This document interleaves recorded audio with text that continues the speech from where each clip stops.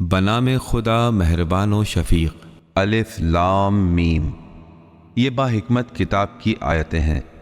یہ کتاب نیکوکار لوگوں کے لیے ہدایت اور رحمت ہے، جو لوگ نماز قائم کرتے ہیں اور زکوٰۃ دیتے ہیں اور آخرت پر مکمل یقین رکھتے ہیں۔ یہی لوگ اپنے رب کی جانب سے ہدایت یافتہ اور یہی لوگ فلاح پانے والے ہیں۔ اور انسانوں میں کوئی ایسا بھی ہے جو محمل باتیں خریدتا ہے تاکہ لوگوں کو اللہ کے راستے سے بے سمجھے بھوجے بھٹکا دے اور اس کا مذاق بنا لے۔ ایسے ہی لوگوں کے لیے رسوا کن عذاب ہے۔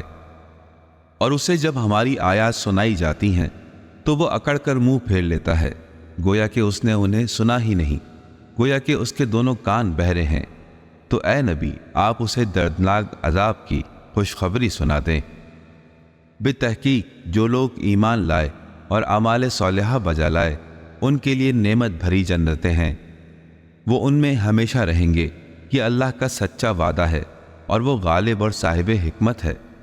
اس نے آسمانوں کو بغیر ستون کے بنایا ہے جیسا کہ تم دیکھ رہے ہو، اور اسی نے زمین میں پہاڑ جما دیے کہ وہ تمہیں لے کر جھک نہ جائے، اور اس میں ہر طرح کے جانور پھیلا دیے، اور ہم نے آسمان سے پانی نازل کیا اور زمین میں ہر نوع کے نفیس جوڑے اگا دیے۔ یہ اللہ کی تخلیق ہے۔ اب ذرا مجھے دکھاؤ کہ خدا کے سوا جو لوگ ہیں انہوں نے کیا پیدا کیا، بلکہ ظالم لوگ صریح گمراہی میں ہیں۔ اور یقیناً ہم نے لقمان کو دانائی بخشی تھی کہ وہ شکر خدا ادا کریں، اور جو بھی شکر خدا ادا کرتا ہے تو یقیناً وہ اپنی ذات کے لیے شکر ادا کرتا ہے، اور جس نے ناشکری کی تو اللہ بے پرواہ اور سزاوار حمد و ثنا ہے۔ یاد کیجئے جب لقمان نے اپنے بیٹے کو نصیحت کرتے ہوئے کہا، بیٹا، خدا کے ساتھ کسی کو شریک قرار نہ دینا ہے، یقیناً شرک ایک ظلم عظیم ہے۔ اور ہم نے انسان کو اس کے والدین کے متعلق حسن سلوک کی تلقین کی ہے۔ اس کی ماں نے کمزوری پر کمزوری سہ کر اسے پیٹ میں رکھا، اور 2 برس میں اس کی دودھ بڑھائی ہوئی۔ یہ کہ تم میرا اور اپنے والدین کا شکریہ ادا کرو، آخر سب کو میری ہی طرف لوٹ کر آنا ہے۔ اور اگر وہ تم پر دباؤ ڈالیں کہ تم میرے ساتھ ایسے کو شریک کرو جس کا تمہیں کچھ بھی علم نہیں، تو خبردار ان کی اطاعت نہ کرنا۔ دنیا میں ان کے ساتھ اچھا سلوک کرنا اور ان کے راستے کی پیروی کرنا جو مجھ سے لو لگاتا ہے۔ تم سب کو میری ہی طرف لوٹ کر آنا ہے۔ تم جو عمل کیا کرتے تھے میں تمہیں اس سے باخبر کر دوں گا۔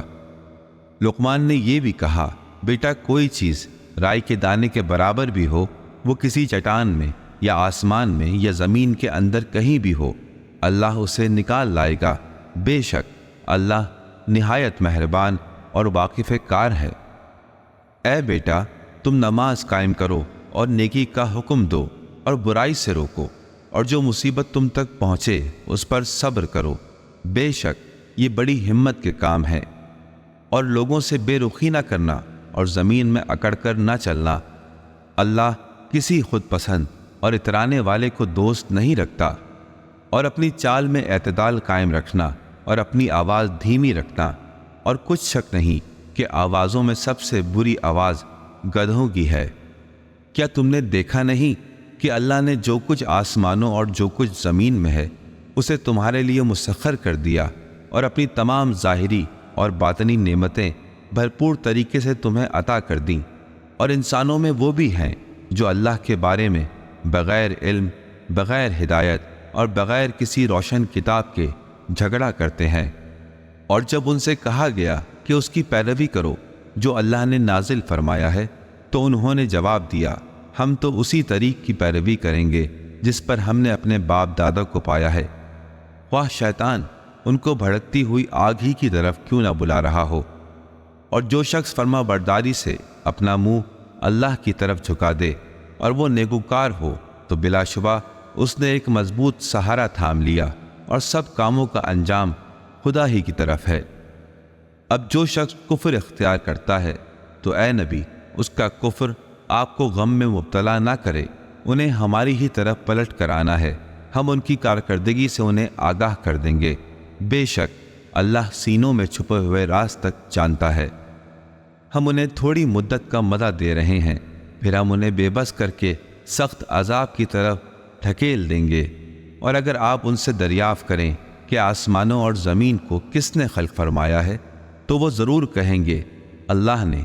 کہیے الحمدللہ، بلکہ ان میں سے اکثر لوگ جانتے ہی نہیں۔ جو کچھ آسمانوں اور زمین میں ہے سب کچھ اللہ ہی کا ہے، بے شک اللہ بے پرواہ اور سزاوار حمد و ثنا ہے۔